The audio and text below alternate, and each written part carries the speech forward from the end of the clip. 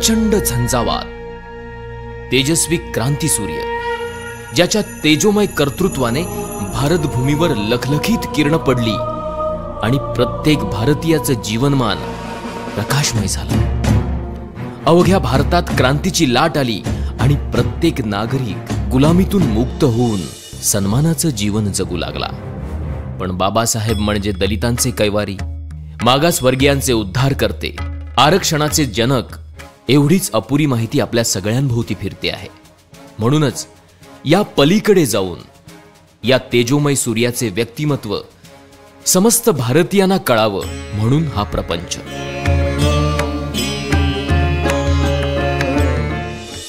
एकविसाव्या शतकातील सगळ्यात विद्वान व्यक्तिमत्व म्हणून कोलंबिया विद्यापीठाने डॉक्टर बाबासाहेब आंबेडकरांना गौरविलं। पाश्चिमात्य देशात बाबासाहेबांना चॅम्पियन ऑफ ह्युमन राईट्स असं म्हणतात। अमेरिकेसारखा देश त्यांना फाउंडिंग फादर ऑफ इंडिया अशी पदवी बहाल करतो।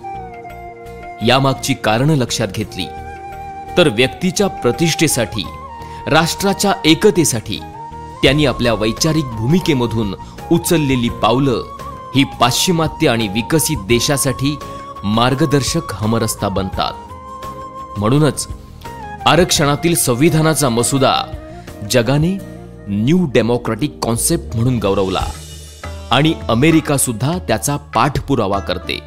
बाबासाहेबांनी आपल्या संपूर्ण जीवन पद्धतीत बुद्ध, फुले, संत कबीर यांना गुरु मानलं आणि त्यांच्याच विचारांची छाप त्यांच्या समग्र साहित्यामध्ये आणि चळवळीमध्ये आपणाला दिसते। भारताच्या भूमी स्वातंत्र्याचा लढा प्रत्येक जण आपापल्या परीने लढतच होता, पण भारतीयांच्या स्वातंत्र्याचा लढा फुलेंच्या जीवन पद्धतीला आदर्श मानून बाबासाहेब लढत होते। त्यांनी महाडच्या चौदार तळ्याच्या संग्रामावेळी मला या देशात समता, स्वातंत्र्य, बंधुता आणि न्याय यावर आधारित अशी समाज रचना घडवायची आहे की ज्याचा एकक व्यक्ती असेल, ही गर्जना केली आणि संविधानामार्फत त्याची पूर्तता सुद्धा केली। म्हणूनच डॉक्टर बाबासाहेब आंबेडकर फक्त मागासवर्गीय समूहाचेच नाहीत तर प्रत्येक भारताच्या नागरिकाचे दीपस्तंभ ठरतात। 1919चा कायदा असू दे, 1935चा असू दे किंवा भारताच्या संविधानाचा मसुदा असू दे, त्यामागे प्रत्येक नागरिकासाठी त्यांनी केलेल्या मताधिकाराचा रोमहर्षक संघर्ष आपणाला इतिहासामध्ये सापडतो।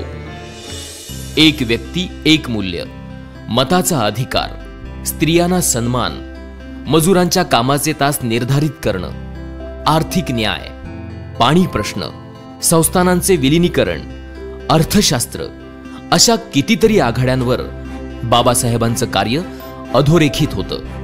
या सगळ्या गोष्टी भारत देशाला प्रगतीच्या आणि विकासाच्या मार्गावर नेणाऱ्या आहेत। त्यांच्या समग्र चळवळीचा गाभा आपणाला भारताच्या संविधानाच्या प्रास्ताविकेत सापडतो। अर्नेस्ट वॉर्कर या प्रसिद्ध विचारवंताने हीच जीवन पद्धत आदर्श जीवन पद्धत आहे असे गौरवोद्गार काढले आहेत। या जीवन पद्धतीवर आपल्या सामाजिक आशयाच्या पुस्तकात आपण हीच जीवन पद्धत सांगितलेली आहे असे गौरवोद्गार काढून बाबासाहेबांच्या समग्र जीवन पद्धतीचं सार त्यांनी आपल्या लेखात सांगितलेलं आहे।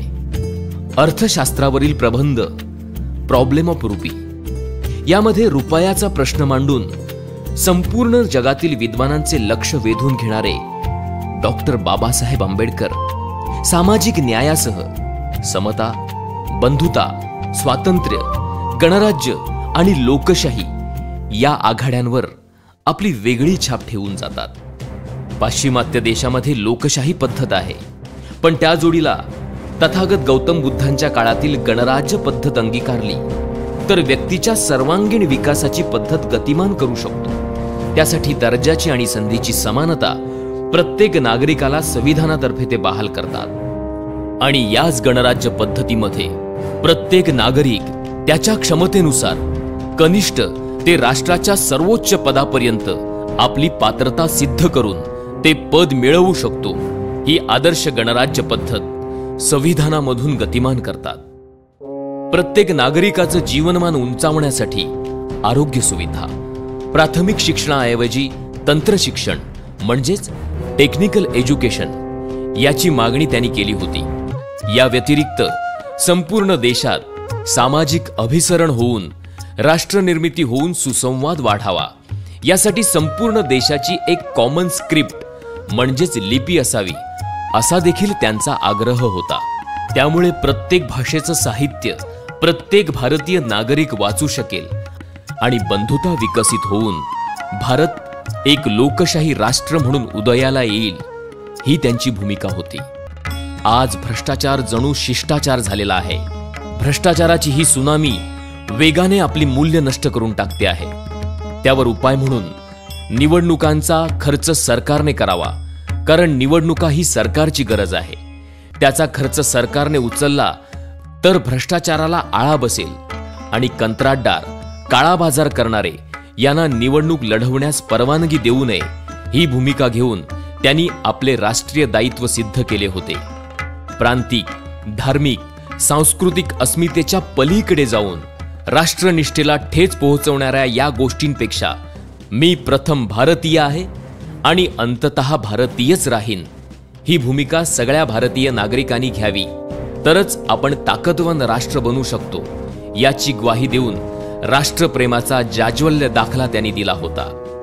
या व्यतिरिक्त कामगारांना मिळणाऱ्या प्राथमिक सुविधा, रोजगार बदली, कामगार राज्य विमा, कामाचे तास निर्धारित करणं, कामगारांना हक्कासाठी न्यायासाठी संघटनेची मान्यता, महागाई भत्ता, पगारी सुट्ट्या, आरोग्य विमा, कायदेशीर संप अधिकार, भविष्य निर्वाह निधी म्हणजेच प्रॉव्हिडंट फंड, कामगार कल्याण निधी, भारतीय सांख्यिकी कायदा, शेतकरी धोरण, जमीन धोरण, मध्यवर्ती विद्युत तांत्रिक समिती, हिराकूड धरण, दामोदर खोरे प्रकल्प, नद्या जोडणी प्रकल्प, भाकरा नानगल धरण, भारतीय रिझर्व्ह बँक, राज्य विभागणी आयोग, याशिवाय महिलांसाठी मालमत्तेचा अधिकार, घटस्फोटाचा अधिकार, प्रसूती पगारी रजा, महिला कामगार संरक्षण कायदा, हिंदू कोड बिल, वडिलांच्या संपत्तीमध्ये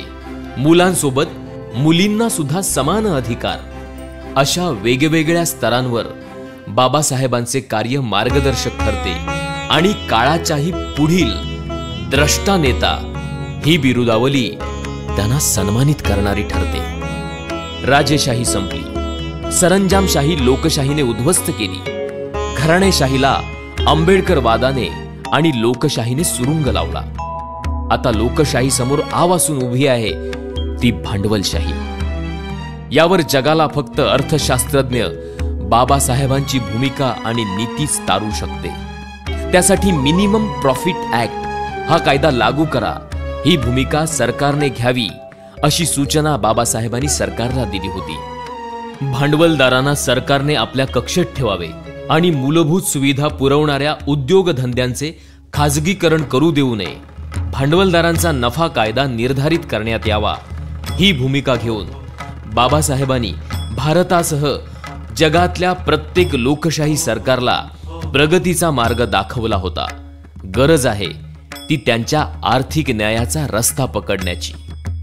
आपणाला आर्थिक समानता माहिती आहे, विषमता माहिती आहे, पण व्यक्तीच्या क्षमतेनुसार त्याच्या राजकीय न्यायासोबत आर्थिक आणि सामाजिक न्याय हा महत्वाचा निर्देश संविधान सभेच्या भाषणाच्या प्रसंगी ते करतात. 26 जानेवारी 1950 We are enter in contradiction life. Politically we will have equality and socially and economically we will have not equality. We must remove this contradiction as early as possible. Either those who suffer from inequality will blow up the structure of political democracy which this assembly so laboriously built up. याचाच अर्थ 26 जानेवारी 1950 रोजी आपण एका विसंगतीपूर्ण जीवनामध्ये प्रवेश करणार आहोत. राजकारणामध्ये समानता असेल पण सामाजिक आणि आर्थिक जीवनामध्ये विषमता असेल. हा भेद शक्य तितक्या लवकरात लवकर आपणाला मिटवावा लागेल, नाहीतर असमानतेचे बळी ठरणारे लोक हा राजकीय लोकशाहीचा डोलारा उद्ध्वस्त केल्याशिवाय राहणार नाहीत. ही त्यांची पूर्वसूचना तंतोतंत खरी वाटते की काय अशी परिस्थिती आज निर्माण होताना दिसत आहे. 14 ऑक्टोबर 1956 रोजी ते याच मातीत रुजलेल्या, वाढलेल्या, जगाला आदर्श ठरलेल्या बुद्ध धम्माची दीक्षा घेतात आणि आपणाला विश्वबंधुत्वाशी जोडतात.